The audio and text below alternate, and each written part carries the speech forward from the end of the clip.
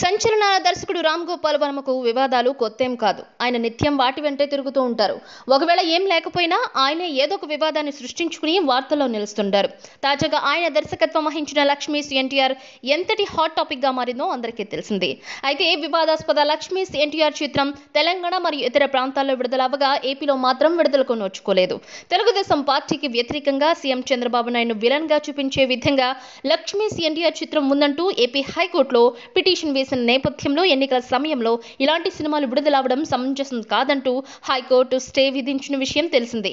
ఏపీలో మినహా మిగిలిన చోట్ల విడుదల చేసుకోవచ్చు అని సినిమా చూసిన తర్వాత ఏపీలో విడుదల విషయంపై నిర్ణయం తీసుకుంటామని కోర్టు వెల్లడించిన విషయం తెలిసిందే.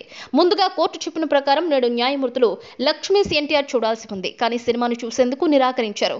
సుప్రీంకోర్టులో వాదనలు వినిపిస్తున్న నేపథ్యంలో లక్ష్మీస్ ఎన్టీఆర్ చిత్రంను ప్రస్తుతానికి చూడలేమంటూ న్యాయమూర్తులు చెప్పారు. తదుపరి విచారణ కూడా చేపట్టలేమని కేసును ఈ నెల 9కి వాయిదా వేస్తున్నట్లుగా ప్రకటించారు. పరిస్థితిని చూస్తుంటే ఈ చిత్రంను ఎన్నికలు పూర్తయ్యే వరకు విడుదల చేసే అవకాశం కనిపించడం లేదనిపిస్తోంది.